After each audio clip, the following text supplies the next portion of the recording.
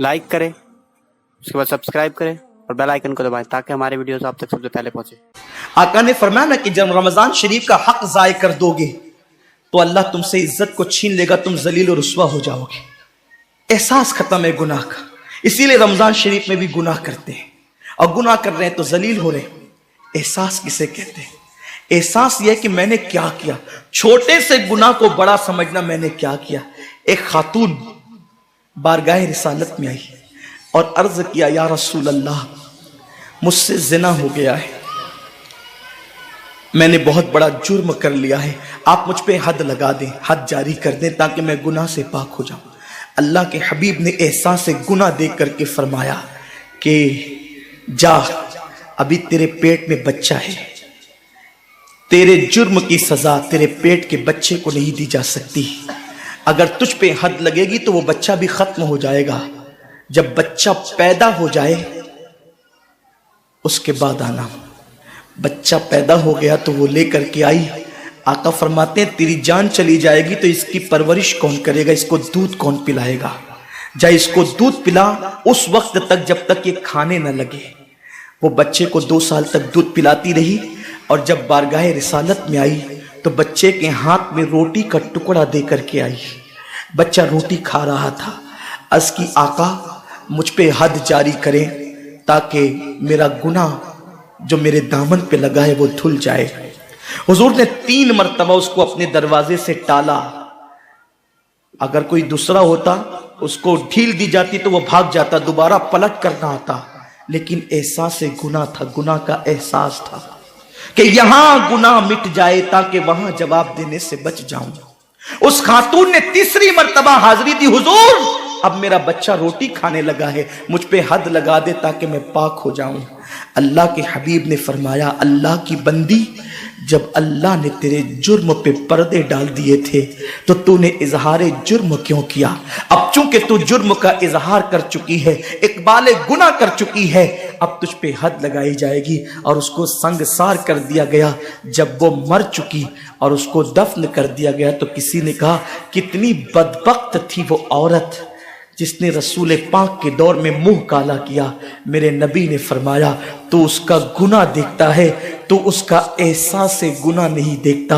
उसने ऐसी तौबा की है, अगर उसकी तौबा 70 जहन्नमियों पे तकसीम की जाती तो अल्लाह उनको भी जन्नत अता फरमा देता।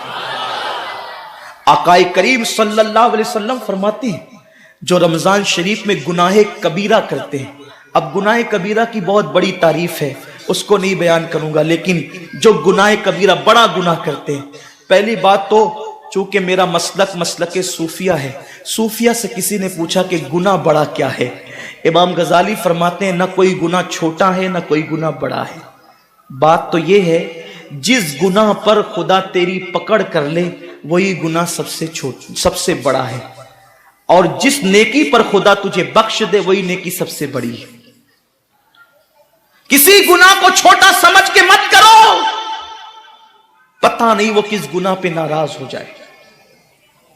तो अल्लाह के हबीब सल्लल्लाहु अलैहि वसल्लम फरमाते हैं, जो रमजान शरीफ में बड़ा गुनाह कबीरा गुनाह करते हैं, साल भर तक फरिश्ते उस पे लानत करते रहते हैं। और अगर उसी साल उसको मौत आ जाए, उसी साल जिसने माह रमजान में गुनाह कबीरा किया था, उसने बड़ा गुनाह किया था। अब बड़े बड़े गुनाहों को गिनाया गया। मिसाल के तौर पर किसी औरत पर गलत नियत से नजर डालना, यह गुनाह कबीरा है। झूठी कसम खाना, यह गुनाह कबीरा है। नाप तोल में कमी करना, यह गुनाह कबीरा है। किसी को देखकर उसका मजाक उड़ा के दिल दुखाना, यह गुनाह कबीरा है। किसी की अमानत में खयानत करना, यह गुनाह कबीरा है। मां बाप का दिल दुखाना, यह गुनाह कबीरा है। कुफ्र करना, यह गुनाह कबीरा है, बल्कि अकबरुल कबायर है। 70 की फहरिस्त इमाम सुयूती ने गिनाई है, और फिर 70 की फहरिस्त गिनाने के बाद फरमाते हैं 70 पर यानी 1 2 3 4 वाला 70 नहीं, बल्कि अल्लाह के हबीब ने यहां जो 70 फरमाया है, ये 70 गिनती वाला 70 नहीं है, बल्कि कसरत बताने के लिए 70 है। जैसे कि हम कहते हैं ना, मैंने तुझे 50 बार समझाया तू नहीं माना, मैं 100 बार तेरे घर आया तू नहीं मिला। तो इसका मतलब ये नहीं कि 99 के बाद एक जो मिला करके आता है वो 100 नहीं, गिनती का 100 नहीं। यहां 100 बताना कसरत बताने के लिए है, यहां 50 कहना कसरत बताने के लिए है। तो अल्लाह के हबीब फरमाते हैं 70 बड़े गुनाह है, यानी इतनी तवील तादाद में इतनी कसरत से है बड़े गुनाह कि तुम उनको शुमार नहीं कर सकते। बस इतना कि जिस गुनाह पे खुदा नाराज हो जाए वो बड़ा गुनाह। तो जिसने रमजान शरीफ में कस्तन बड़ा गुनाह किया, कस्तन, नमाज को छोड़ना भी गुनाह है, कबीरा है, नमाज को तर्क करना भी गुनाह है, कबीरा है। मेरे आका सल्लल्लाहु अलैहि वसल्लम के दीवानों, खेल कूद में वक्त को जाय करना, वक्त का जिया, यह भी गुनाह है, कबीरा है। आका फरमाते हैं जिसने रमजान शरीफ में गुनाह कबीरा किया, उस रमजान से लेकर आने वाले रमजान शरीफ तक फरिश्ते उस पर लानत करते। ये लानत क्या है? लानत समझते हैं? लानत का मतलब यह है जिस पे लानत पड़ी वो हमेशा के लिए अल्लाह की रहमत से दूर हो गया। इंसान की लानत क्या है? इंसान की लानत, एक जानवर पर हुजूर अलैहिस्सलातु व तस्लीम किसी सहाबी के जानवर पर बैठे थे, वो धीरे चल रहा था। किसी ने कह दिया कि इस पे लानत तो ये धीरे चलता है। हुजूर अलैहिस्सलाम ने उस जानवर के नीचे उतरकर फरमाया जिस पे लानत कर दी गई, मैं उस जानवर पे सवारी नहीं कर सकता। ये एक इंसान की लानत का असर है। जिस पे मासूम फरिश्ते लानत करे उसका अंजाम क्या होगा? वो भी 1-2 लानत नहीं। रमजान शरीफ को छोटा मत समझिए। 1 के 70 पर आपकी नजर है, गुनाह नेकियों की कसरत पे आपकी नजर है, गुनाहों की तबाही पे आपकी नजर नहीं है। अल्लाह के रसूल सल्लल्लाहु अलैहि वसल्लम ने फरमाया जैसे माह रमजान शरीफ में नेकियों का दर्जा बढ़ जाता है, वैसे माह रमजान शरीफ में गुनाहों का भी मामला बढ़ जाता है।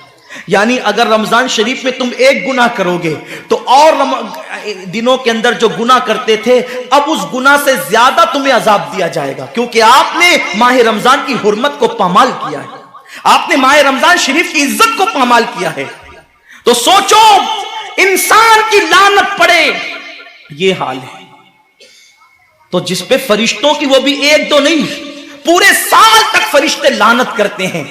और अल्लाह के नबी सादिक व मसदूक नबी ने फरमाया कि अगर वो उसी साल रमजान शरीफ आने से पहले मर जाए तो उसके पास कोई नेकी नहीं होगी जो उसको जहन्नम की आग से बचा सके, और उसका ठिकाना तो जहन्नम ही होगा। खुदा के लिए अपने हाल पे रहम करो, अपने आप को जहन्नम का ईंधन मत बनाओ।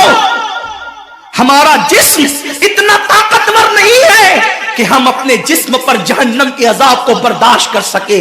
मेरी कौम के जवानों, अपनी जवानी पे इतराने वालों, अपनी कुव्वत पे नाश करने वालों, अल्लाह के रसूल सल्लल्लाहु अलैहि वसल्लम फरमाते हैं कि जहन्नम की आग की एक चिंगारी अगर दुनिया के समुंदर में डाल दी जाए तो दुनिया के सारे समुंदर आग से भड़कने लगे। उस चिंगारी को, वो जहन्नम की चिंगारी को समुंदर ठंडा नहीं कर सकते, बल्कि समुंदर को वो एक चिंगारी भड़का देगी और समुंदरों के अंदर आग लग जाएगी। जो एक चिंगारी सारे समुंदर को भड़का दे, अल्लाह अकबर, उस जहन्नम के अंदर ये छोटा सा वजूद, जो छोटी सी, अल्लाह अकबर, अगर बत्ती के चटके को बर्दाश्त नहीं कर सकता, जो चिराग की लौ की तेज को, जो चिराग की लौ की हरारत को बर्दाश्त नहीं कर सकता, जो सिगरेट के चटके पर बेकरार हो जाता है, ये छोटा सा वजूद जब जहन्नम के अंदर दाखिल किया जाएगा उस वक्त इस वजूद का क्या होगा? मेरे आका मुस्तफा जान रहमत फरमाते हैं कि जब पहाड़ों को जहन्नम में डाला जाएगा तो पहाड़ ऐसे पिघलने लगेंगे जैसे नमक को पानी में डालने से नमक पिघलने लगता है। मेरे भाइयों, खुदा के लिए अपने हाल पर रहम करो, अपने आप को जहन्नम का ईंधन मत बनाओ। अल्लाह अकबर, तरावी के वक्त में पैर फैलाकर मोहल्लों में बैठने वालों, रोजों के वक्त में छुप छुपा कर खाने वालों, अल्लाह की गैरत को चैलेंज मत करो। अल्लाह के हबीब ने फरमा दिया कि जो गुनाह कबीरा रमजान शरीफ में करेगा साल भर फरिश्तों की लानत होगी। आप कहते हैं मुसलमान कलमा पढ़ता है, मुसलमान नबी का गुलाम है, मुसलमान नबी पे जान कुर्बान करने के लिए तैयार है, इतनी मुसीबतों में क्यों है, इतनी तकलीफों में क्यों है, क्यों तबाह हो रहा है मुसलमान। अरे जिस पर फरिश्ते पूरी साल साल लानत करे, वो कौम तबाह न होगी तो क्या होगा, उस कौम के घर न जलेंगे तो क्या होगा, उस कौम की बेटियों की आबरू न लूटेगी तो क्या होगा, वो कौम गुर्बत की चक्की में न पिसेगी तो क्या होगा।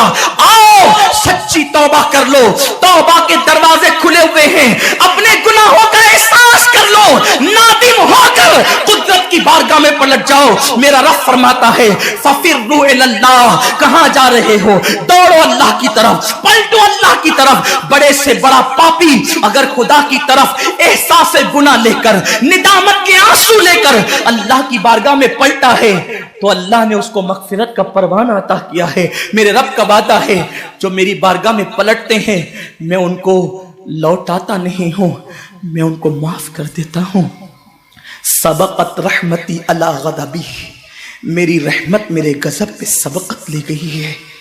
वो रब जो 70 माओं से ज्यादा प्यार करता है, उम्मत की तबाही का इतना ही ख्याल है, तो हम रमजान शरीफ का एहतराम क्यों नहीं करते, हम रमजान शरीफ का एहतमाम क्यों नहीं करते, क्यों हम अल्लाह की इबादत की तरफ नहीं आते।